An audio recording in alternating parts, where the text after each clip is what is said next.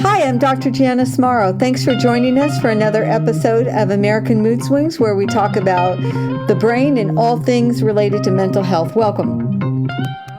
And my guest today is Dr. Skip Rizzo he's the medical director for the virtual reality lab for the Institute of Creative Technologies at USC. And he's also a professor of psychology and gerontology. So I came across Skip a couple weeks ago. I just spent the day in Venice Beach, boogie boarding all day, and came home, sat on the couch, and turned on Scripps News, and there was Dr. Skip talking about virtual reality, which yeah, well, he'll go into it, but he was helping a lot of vets, and I kind of heard something about this, but I didn't know. I really didn't know much.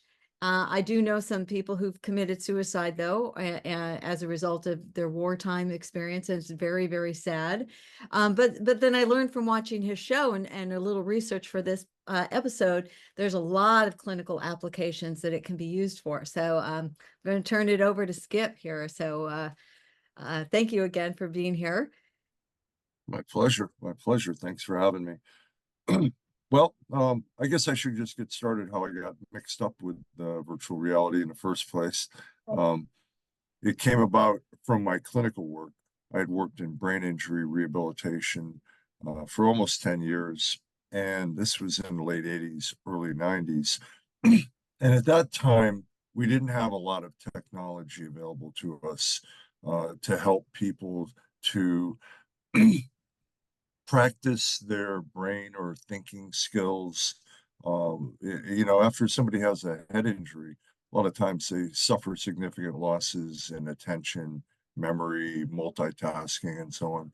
So we had a lot of paper and pencil things, and I thought that was it was so hard to engage patients. But I was kind of a gamer back then, and I had a Nintendo NES system, and had a game on it called Sim City. And this is a very fun and engaging type activity where you build a city, and you have to anticipate how to expand your city and how you collect taxes and all this stuff. But it was a really cool executive function training activity. My clients loved it. And so that showed me that you could engage people after they've had significant head trauma in game-based activity with interactive graphics and all. Then I learned about virtual reality. This was around 91, 92. And it was just like a light bulb went off. It was like, we can use virtual reality to put people in simulations of important worlds that help them to practice their thinking abilities, but in a more compelling way. And we could add gaming activities into it so that the excitement you see with people that play video games and they get hooked on it, well, maybe we could get people hooked on a rehabilitation. And rehabilitation, let's face it, it's boring, it's repetitive, it's frustrating because you're constantly being confronted with things that you've lost. And the rehab really is to try to push a person to practice these areas at a pace that they're capable of.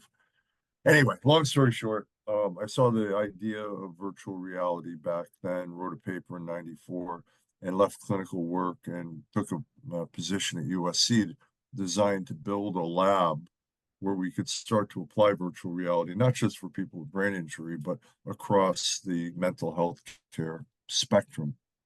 So started doing cognitive stuff, but then over time, new ideas, new problems emerged that we wanted to address. So we started on a PTSD program for helping veterans that were in Iraq and Afghanistan go into VR simulations that would help them to confront and process difficult emotional memories, but in a safe place.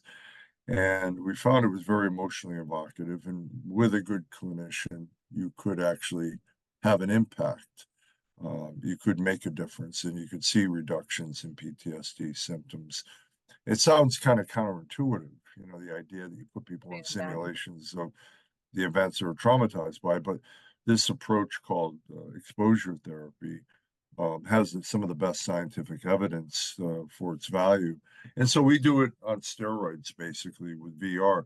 And that got started around 2004, but it continues to this very day. We've evolved the software based on applying it and finding out what people take to, what they get activated by, what encourages them to talk about and process their trauma. And then we started going beyond combat related to military sexual trauma, which has a similar set of processes, and now general civilian sexual trauma, as well as systems that we're setting up in Iraq. I mean, not Iraq, sorry, Ukraine, Oh, and that we're where it's a petri dish of trauma. And then also negotiating with folks in Israel. We just signed a license agreement with Ben Gurion University to build out the simulations that would be helpful for Israelis and Gazan civilians that have suffered such horrific losses. And so that's one of those use cases where there's plenty of trauma in, and it doesn't seem to be going away. So we want to try to address that in a way that engages patients in a fashion that's very difficult in traditional therapy, but it engages their emotions in ways that might benefit them.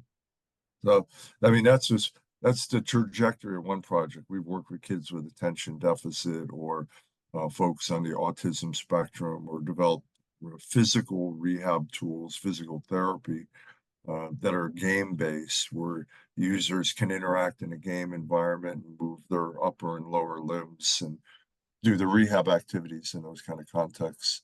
Um, so we've done a lot of these kinds of VR sims, and the next step is leveraging some of the advances in artificial intelligence to advance those applications, but also to design virtual humans that people can have a credible interaction with for a variety of mental health purposes. So, all right. well, well, you kind of hit on the next question was going to be like, let's discuss like the four major uses, because after watching one of your talks, it was like there's psychological, there's cognitive, motor. You touched on the virtual humans, or did you want to elaborate, or did you just cover that pretty Sure. much? Well, I gave the broad strokes just to kind of illustrate the diversity in each of these areas. Having VR simulation technology, and for your audience that might not be fully familiar with VR, I mean, you're putting on a VR headset, and the content is in the headset, but it tracks your movement. So as I turn my head and look around, the graphics are being updated in real time so that I get the illusion of actually being in that space. We call that immersion.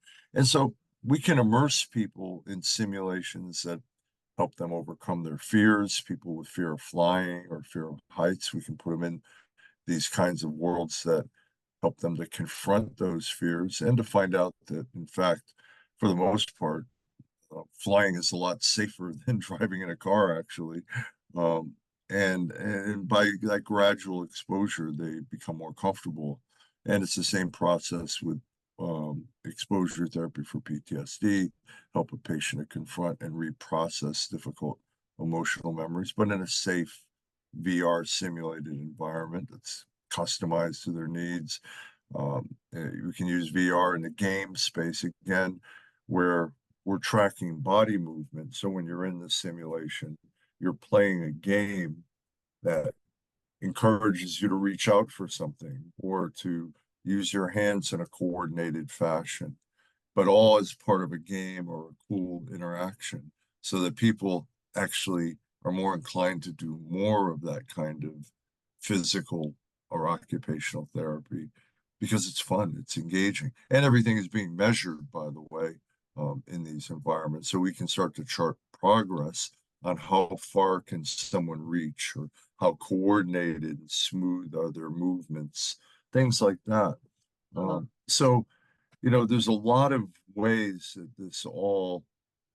there's not just one thing, virtual reality, and, one mechanism that it's applied. It offers a lot of opportunities for different types of therapies. And I think to put a cap on this part, I would say there's been two major advances in the last 30 or so years compared to when I got started back in 94, 95, in that period. One is the technology has caught up with the vision. Wow. We had a lot of these ideas, myself and other people in the field back in the 90s, but it was very hard to do back then. The technology wasn't quite there, the authoring systems, the software capabilities. But over the last 30 years, this technology has just blossomed. I can buy a VR headset that doesn't even require a computer. The computer's on the headset, that I can spend $500 on that and have a higher fidelity virtual experience than something that 5 years ago or 10 years ago I would have had to pay $25,000 for. So the technology is advanced. At the same time, our group, but many other groups as well, have done the science to, run the types of clinical trials that you need to be able to say something is a valid approach in clinical healthcare. And that has evolved dramatically to the point that major healthcare organizations are beginning to adopt VR as an evidence-based mechanism for clinical care. Most noteworthy is the VA system here in the United States. The VA is one of the largest healthcare systems in the world. They've got like 13 million participants in the VA, Wow. very large, and they are adopting VR on a very intense and rapid scale. And the good news is their patients love it. I mean, it's basically it's a branding thing as well. I mean, the VA is no longer your dad's VA anymore. It's an innovative place. It's doing new things. Sure, it's got a little bureaucracy and there's still some issues with the VA, but for the most part, VA adopting these kinds of technologies has been a major boost to patient engagement and clinical outcomes. How does it work? So somebody, I'd love to just kind of know for people listening, are they referred to your lab?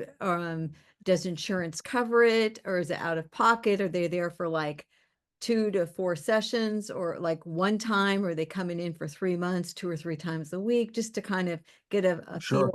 feel what the protocol is? Well, first off, the lab is where the sausage is made. We don't really we don't do therapy in the lab. We build this stuff out. We bring in people that are relevant people in terms of the target population that we're designing for. We bring them in and have them try out a system and weigh in, what would be better to have in it, what would be the experiences you would think would be more helpful for people that are suffering from anxiety disorders or PTSD or um, normal apprehension that people might have going into new places or doing new things. People on the autism spectrum, they try our stuff and then give us feedback. We call that user-centered design. Now, the implementation clinically is done outside of our lab at the VA hospitals. Like I got my start down in Long Beach, at the Long Beach VA Medical Center with one of our applications, and I actually did my internship down there many, many years ago. I don't want to say how long ago, but so VAs are big consumers of this, but also private practitioners and university clinics that provide mental health and rehab services and also do research on them. So we've got a broad net of people that are implementing the technology, and we have a consistent feedback loop between those providers and the development process. As I said with the PTSD work, if you could have seen what we developed in 2004 compared to what we have now, is night and day. But that evolution came about from feedback from clinicians using the system, or patients saying what met their needs and what didn't meet their needs. So it continually evolved. Now we have, pretty solid design principles that people addressing other types of trauma can leverage, because we've tested this approach out with a lot of people. And so we know what are the high notes and what are the things that don't really add value. Now, when it comes to clinical implementation, aside from the VA, private practitioners, oftentimes, they have to have billing codes that are approved in order to get insurance reimbursement or HMS, government Medicare and so forth, reimbursements.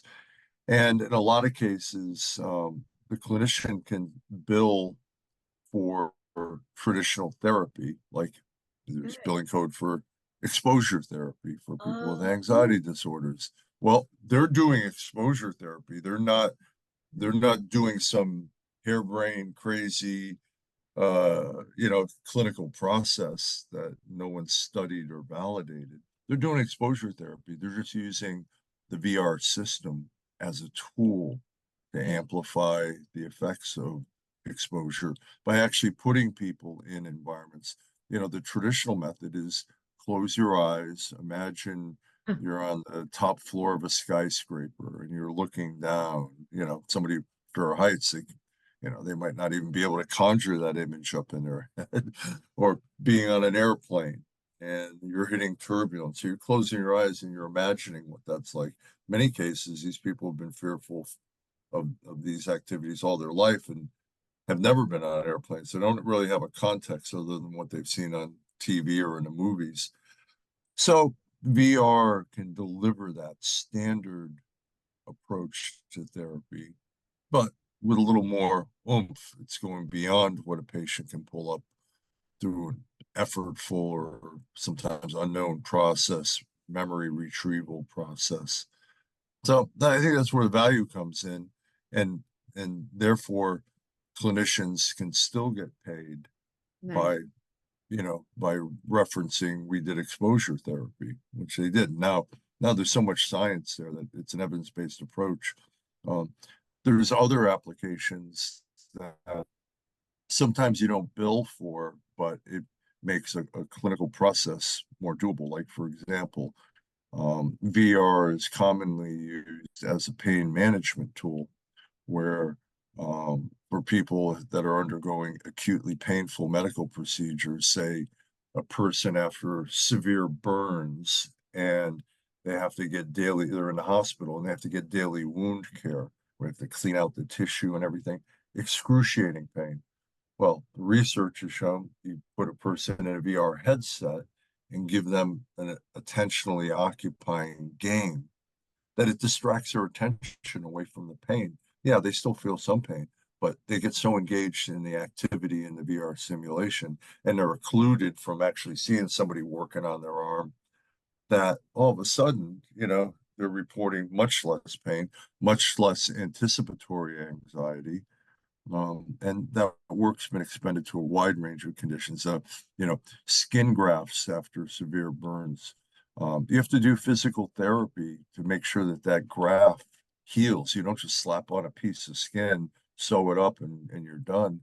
That tissue has to connect and heal properly, and you need to do physical therapy to move that tissue so that it gets a blood flow, it stays flexible and it heals better. Excruciating. If you ever see people doing physical therapy after a skin graft, they're almost in tears. Many times they are, actually. So you give them a VR activity where they can interact in a game or a physical therapy type game. All of a sudden, it's less painful. Um, Now you're seeing this commonly in not just pain management, but discomfort reduction. People routinely being given VR headsets while they're getting chemo infusions for their cancer, or dialysis, which is, can go on for hours and be very boring. For children, we had done research in this area, Children's Hospital, for children that are extremely fearful of needle sticks, or IV insertions. especially special needs kids, kids on the autism spectrum and so on. For some of them, it's very hard. Again, you give them a VR headset and you occupy their attention while that procedure is being done. So that's a whole different thing from the exposure. That's more of a distraction. But it's, I literally had a procedure yesterday that was the most painful thing I've ever done. I've had to do it now 4 times. Well, it was like a breast biopsy. So a lot of women have to have these. And I mean, I was thinking as I was driving away, like I would rather die if this is not a good result than have to go through this again. Like I'm going for a brief moment, I thought I'm going to go to Switzerland and just get some morphine. It's hard because it was and if to hear this, like it wasn't crossing my mind. It wasn't, it's a couple hours, but if this could help, because most women at some point are going to need this procedure. And if it, rather than think about like going, if this could help me, if this could have helped with the pain, instead of thinking I want to go to Switzerland and get some morphine where they have the right to die in that just in Yeah, that moment, right? As I drove home, I yeah. felt better, but in that moment, I wanted to die. It's the anticipatory anxiety and the pain. Yeah. But I mean, I've gone through some procedures like this too, where I had a biopsy on my neck, and I'm a real lightweight when it comes to needles. I hate getting needles, even though you get your COVID shot, it's one and done, and oh, it's over. But I hate it. And there's a lot of kids, I used to loan out my headset to parents in our neighborhood, that they could take when they wanted to bring their kid in for a COVID shot, particularly special needs kids. So nice. Um, and it helped. I mean, that's how portable and flexible these systems are. In the system I gave out, it was like a $200 headset. It didn't have all the bells and whistles of more modern, like Meta Quest headsets, things like But that. it gets the job done. It got the job done and had a really cool underwater dolphin experience where it was actually capturing a pod of dolphins with a spherical camera. And so you put on a headset, you turn your head, you look around, there's dolphins swimming around you and coming up to you and stuff. I'm thinking about that. Kids love that. Yeah. Well, I Mhm. would love that. I would have loved that yesterday. And I love my partner for this show. He's a big dolphin guy too. So he's probably Uh, when he watches this. All right. Well, let's talk about, I mean, so interesting. And I do have a couple of very close friends that have severely autistic kids. And I mean, even going in for a dental procedure, I mean, they had to like put them out. The most routine cleaning or a cavity, they had to put them out like if you were doing because they start going crazy and it can't be yeah, done, right? absolutely. Yeah, imagine having a drill in a kid's mouth and they're freaking out, how challenging that is for dentists. And even though kids wearing a headset, there's been studies where we find that it helps these children with dental visits. But the dentists say, "Thank you, thank you." It made my job a lot easier. Um, and Yeah. so, Well, let's talk about one of the apps that you have. I'm very excited about this Battle Buddy app, and I'd like to know, like, if have you describe it and the things that it can do, and then is this available for like anybody in the military? Is it covered, or is there like a monthly fee, or how that works? Because it looked amazing, and I can't even imagine what it be for these people, men and women, out in the field like away from all their social support, phones, computers. You're out there in the middle of the battleground, like camping in the desert or something, and how scary it must be. And so to have this, let's talk about Battle Buddy. well, Battle Buddy is a real example of what we call a conversational AI character that resides on your mobile phone. Now, this was funded by the VA at the end of, let's see, at the end of 2022. And it was designed really driven by the need to reduce suicides in veterans. Something like 22 veterans kill themselves each day. Um, and it's a real serious problem. So the idea was to have a mobile phone app, of which there are many mental health apps that are on mobile phones, but usually they're like taking a paper manual and then putting it on a mobile phone, and you can scroll around or pop up a video or whatever. Our vision was to make it more engaging by having a character pop up, the battle buddy, that you could talk to, that you could engage with, that would remember you, remember the questions you asked. All of this is very feasible. All privacy protections aside, because we are addressing that. But the idea that you would talk to a software agent, people used to think, oh, that's creepy. It's not a real person. You're deluding yourself. But it turns out humans actually self-disclose more personal information when they interact with these types of software characters.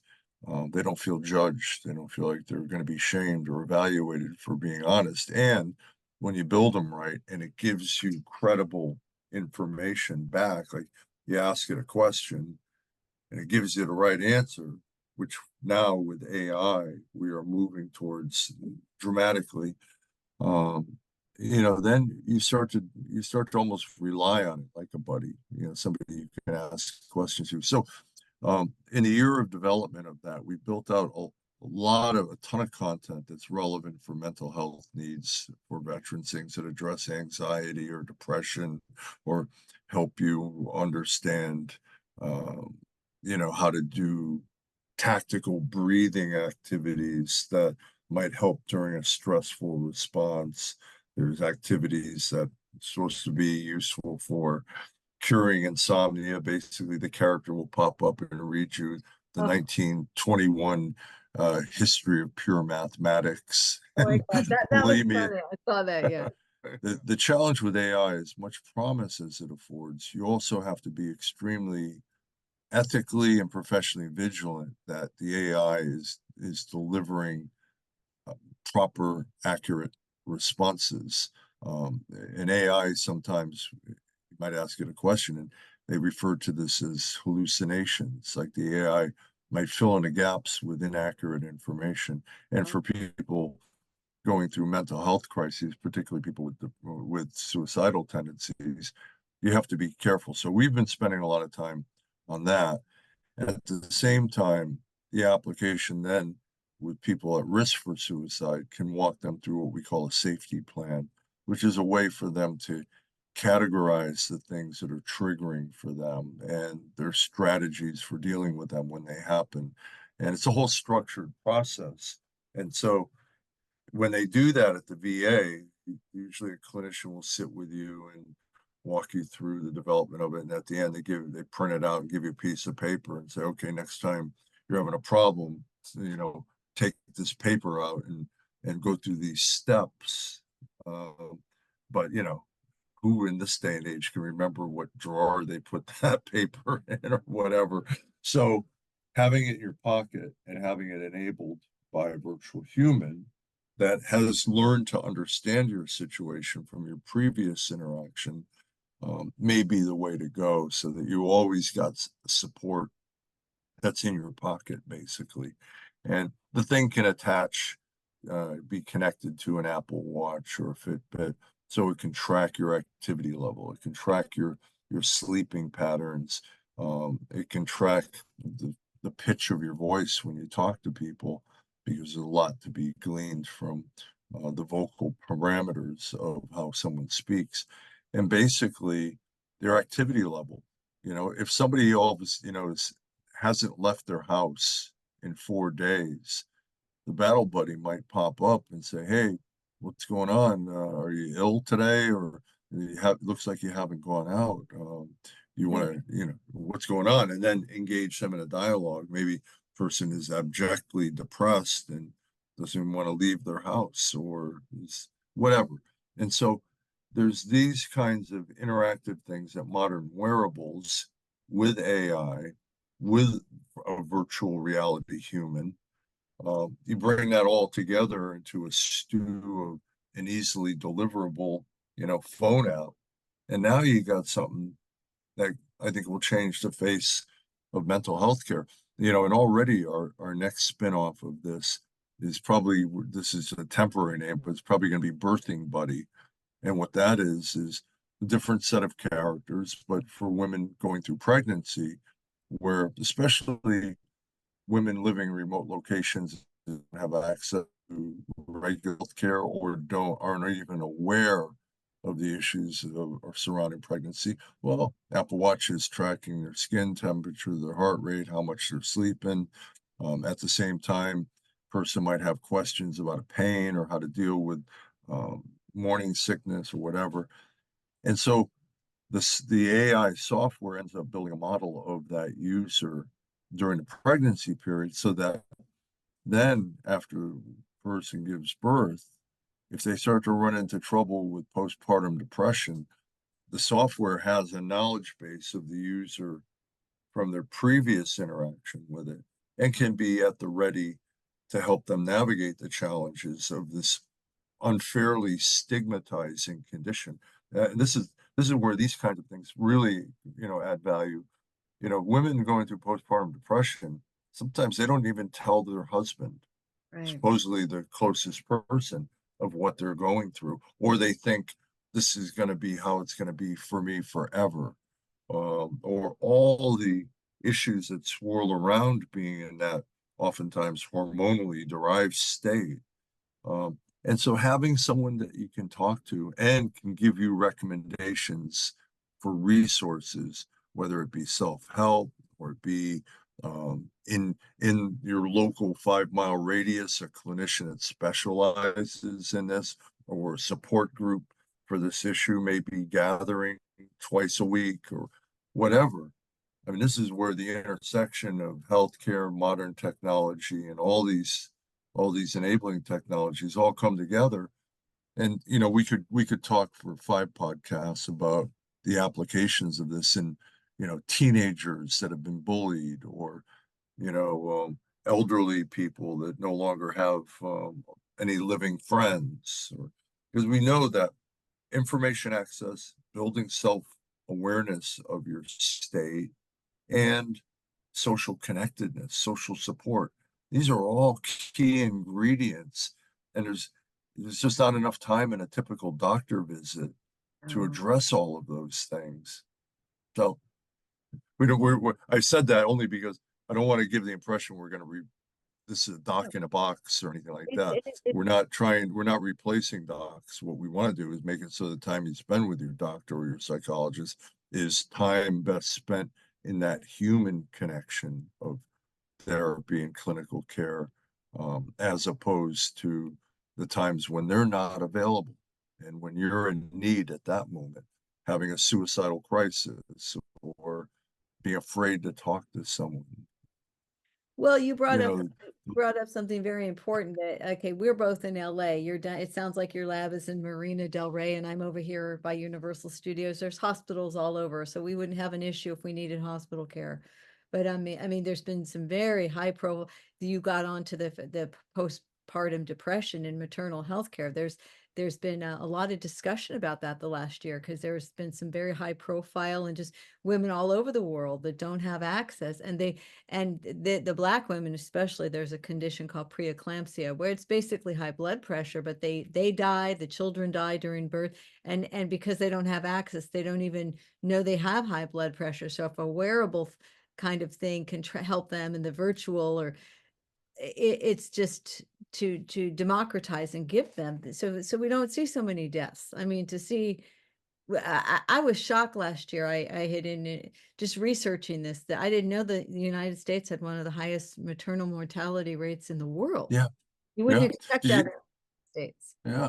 Did you see that there was an article came out in Fortune magazine a couple of weeks ago on this? I'll email it to you after the call. But it's shocking, what's going on in this area for, a country that is, All this money. allegedly leading the world and all this money and everything. We need to do a better job.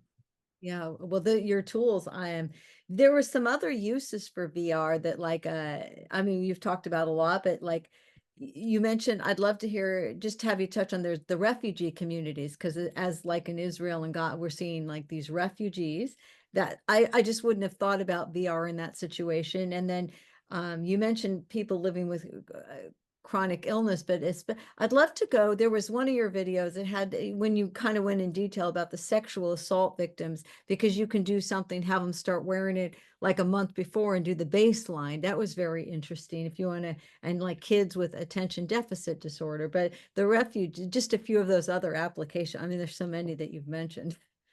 All right, let's see how much time do we have. We All right, whatever, we got real about 15 or 20 more minutes, whatever, and just whatever you can touch on, or if there's something else you mentioned. I was going to ask about the wearables, but you kind of already yeah. answered that, the Well, relationship.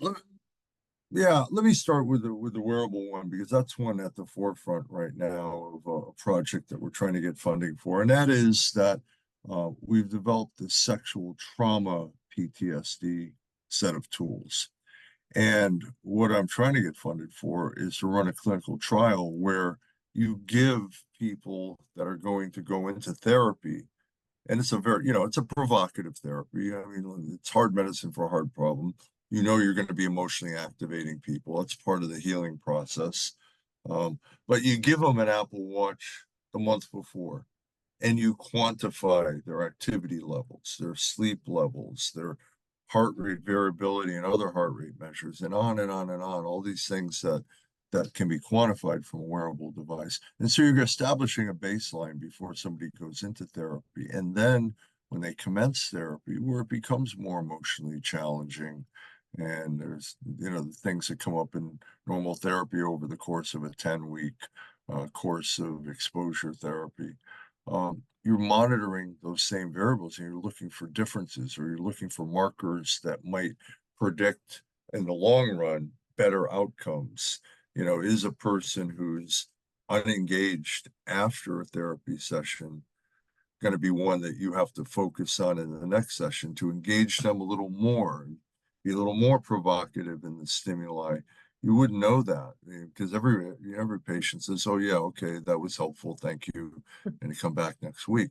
But if you could monitor all of these things and find the predictors of when somebody is moving towards a good therapeutic outcome, well, you've got this data now, and then they continue to wear it for 6 months or as long as they want. But you would get an early warning system if somebody got an incomplete outcome and was starting to have problems 2 weeks later, and you could pick it up from the signals that you can get from these wearable devices. So you could reach out to that person, So I think this is going to be, we're doing it specifically in the sexual trauma project because it is a provocative therapy, and I think it's going to be the one that would show really good variability and response that might lead us to coming up with better predictors. But I think that would be a standard part of any therapeutic process, to be able to measure behavior and activity in everyday life and see how that funnels into what you do in that 1 hour a week of therapy. It may inform that process. The next one was the refugees. This is a project that we're testing in Bucharest right now, where we built basically a metaverse world. This is a shared virtual space that you can access either with a VR headset, or you can do it on a laptop and navigate in a two-dimensional world. But you're represented by an avatar, a virtual representation of yourself, and then you can join in this shared space with other people. A good example of this for your audience is an application called Inner World out of Duke University, where people that have autism or they suffer from bipolar disease, they gather together a couple of times a week. It depends on who's organizing it. It's an open space, but they gather in this VR space and actually have interactions that are psychoeducational or clinically moving towards clinical. It's more of a social support gathering thing, but by bringing people together from disparate remote locations, now you've got a way to help people that wouldn't know who to talk to about what they're going through. So we've developed this app. It's being tested in Bucharest for Ukrainian refugees that left the country, their homes got destroyed or their family members died and they just had to get out. Well, now you can have somebody from Poland, somebody from Romania, somebody from Bulgaria, or whoever, a group of people gathering in that VR space and sharing their experience. And what we've seen so far in the initial trials with that is that people go in and they're hiding behind the avatar. It's not like face to face. So they have a representation. It could look like them, or it could be an animated dog or a cat, or whatever a person chooses to pick to represent themselves. But they feel safer. They feel like they can talk freely. You know, it's a different kind of an experience, but it provides people access to social support where they can talk about the mundane things about transitioning to a new country and having to deal with the language, or where is there a school for my special needs child that I took with me, or anything. But then typically these sessions evolve into discussions of loss and trauma and grieving, and you have a clinician there embodied also as an avatar that can help guide that thing. So it's like group therapy, but we don't bill it so much as therapy as it is social support. Um, to be able to get people together and to be able to share their experiences, and hopefully that group process, it can be a facilitator for healing, or for at least for self-awareness or information access. So that's that one. So far on that, like I mentioned, it's a randomized controlled trial testing that now. But up to this point, people have done it, said, wow, I felt a relief being able to talk to somebody with a shared experience. I didn't have to drive 20 miles, to get to this. I could do it in my living room. And you can do it in a headset where I think it's more compelling because you're immersed in that environment. You look around as people are talking. Then finally, the third one you mentioned was completely different. That is testing children with attention deficit hyperactivity disorder, or any child with special needs, testing their attention process impairments. And this is important because attention is kind of the gateway to higher level cognitive development. If you have a challenge with attention and you can't maintain your focus, or you're highly distractible, then it's hard to benefit from traditional education. So we put kids in a VR headset in a virtual classroom, and basically the job for them is to pay attention to stimuli that appear on the whiteboard at the front of the class. But meanwhile, we systematically present distractions in the classroom. Kids fidgeting with a, cell phone, or school bus going by the window, or the principal walking in the room and looking around, or an intercom, all these different typical classroom distractors. And what we get from this is we can measure how well does the child stay focused on the task up at the front of the class versus how much time are they spending looking around at all these things.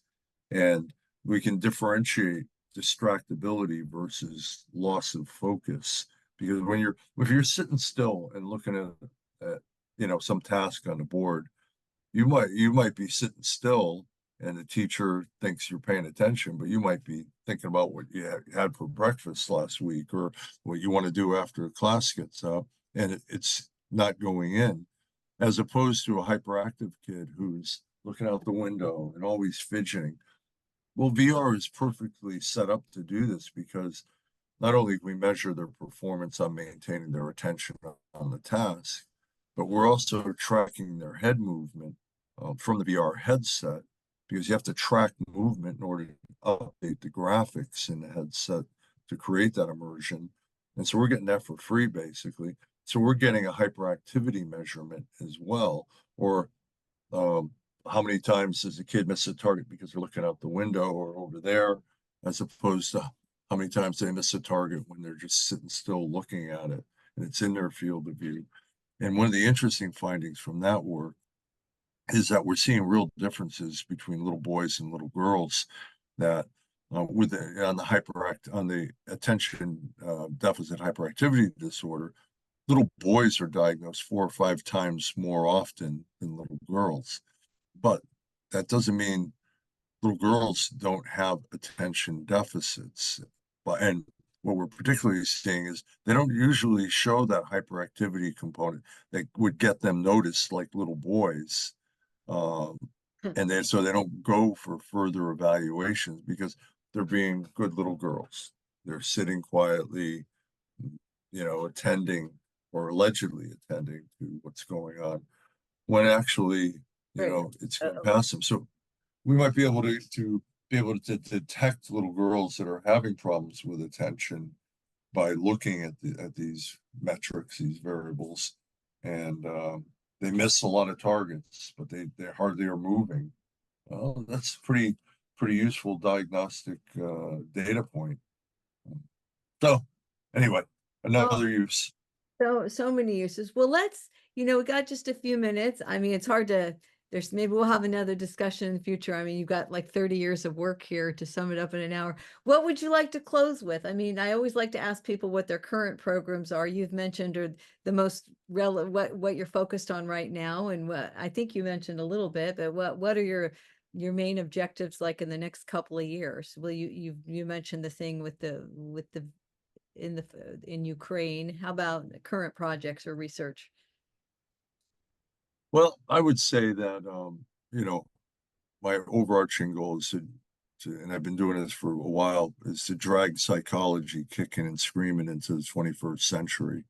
Um, sometimes psychologists, they do what they learned in graduate school, and they don't often, not all, but some just, they don't necessarily evolve with the opportunities that technologies like what I'm describing here might afford. So my mission now that I'm getting to this point in my career where I'm really focused not just on building new applications, but how do you get those applications out into the healthcare system? So, I'm working with the VA on this. The VA has a large program for implementing immersive healthcare. And so I'm trying to take all these years of development and look at what are the pragmatic challenges for transforming the healthcare system so that clinicians have the proper training to know how to use these kinds of systems, the type of equipment operation, how to get their data out of it, how to come up with new ideas so that they can modify a piece of software very easily. Part of that modification will leverage VR, I mean, augmented, excuse me, artificial intelligence. I was just in a VR headset where I could type in trauma content and it would use AI to create a spherical image of the world I described in 30 seconds. It was still a little shaky. It wasn't exactly, I asked it in one thing to build a Ukrainian wooded battlefield with trenches and artillery. And everything was perfect in terms of the surroundings, but the artillery piece had like 15 turrets Okay. sticking out of it. Well, And, it'll get but perfected, yeah. yeah, that's going to come along, and it'll come along to the point where maybe a patient can describe their trauma experience, what the room looked like, or what the place looked like. And in a more rapid pace, the software builds out these experiences until patient says, no, there wasn't a tree there, or there wasn't a window, and that gets taken out. Talking matrix level kind of stuff, but it's not that far off. So I'm trying to look at ways we can have tools that leverage the latest in technology that make the patient experience more customized. We're still, I'm doing a lot of work outside of USC. I'm only really half time there. The other half is in private industry, trying to push forward. Get this out there, get the tools. Yeah, productization is a different challenge than doing science in an academic setting. Um, so, I was you just know, going to ask because I think Kaiser is still like the largest insurer, for example, in California. So to introduce these tools, do you does your team like reach out to Kaiser, for example? That's just one, or Blue Shield, and say, hey, we have these great, are you implementing this? Or is that something, is there another company that does that, or is that part of what you guys are doing, trying to get it out there for the masses? We try to do a lot of different things like this. It's a real learning curve for me because I used to think from my academic work that if you build something Oh, people. and you test it and it shows a good clinical outcome, then automatically every healthcare network is going to want to buy it, or they're going to want to provide it to their patients. But when I started talking to people in the higher reaches of these organizations, I would go off on a flowery academic dissertation about the value of it, and they would go, Skip, I just want to know how this is going to reduce costs and generate revenue. And so now you've got to start to develop a business mind for making the case that, well, if you're like Kaiser, where you want to promote health, maybe by providing free headsets that people can take home, there's an investment in that. But if they can learn to do mindfulness activities at home by doing it in VR, or they can do cognitive training activities that are very fun and engaging, that they're going to build a healthier population. It's going to reduce the later costs of the healthcare burden. Now, that's not such a great pitch for somebody who's a CEO, where you're going to deal with quarterly reports. If I talk about in 5 years, these older people, because you're providing them with this stimulation, they're going to require less medication, or they're going to, be healthier. It's like, well, how do you measure health? And what about our partner pharmaceutical company? They might not want you to reduce medication. Um, so it's a complex to change anything in the American healthcare system, particularly the for-profit system. You've really got to have a good business model. And so these are the kind of things I think just AI in and of itself is going to leapfrog over VR, because in AI, there's so many other elements that it can address, right? Patient record keeping and diagnostic predictions with a little bit of input. There's just so many AI tools that I think can make a doctor's work more efficient and more accurate. Or you can manage patient health records in ways that are more effective.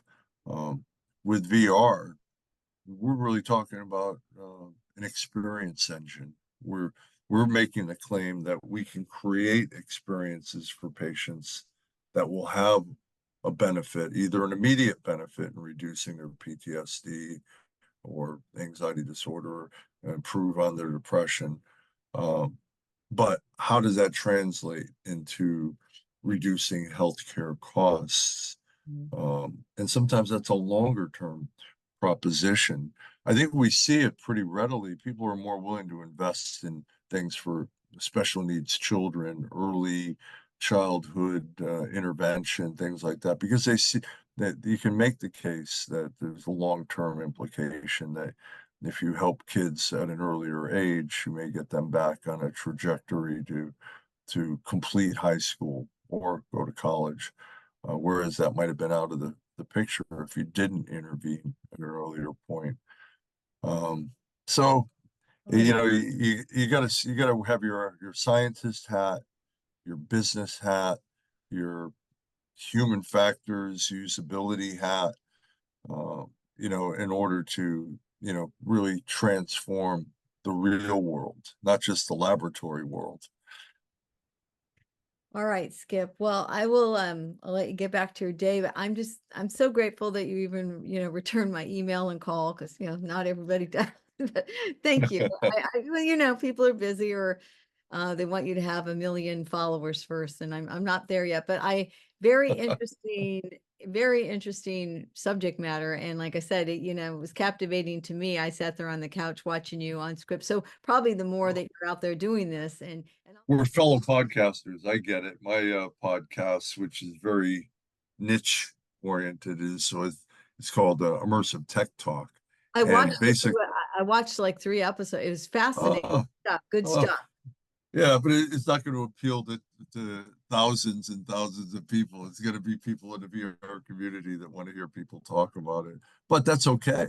I mean, maybe one day. I don't know if that's my aspiration, but All right. Well, have a good rest of the week. And or we're almost yeah, tomorrow's Friday. yeah, Thank halfway. All right. Thank you so much. I appreciate it. And I'll stay in touch. Bye-bye, kids. Yeah. Right. See ya. Bye-bye. Good to talk to you.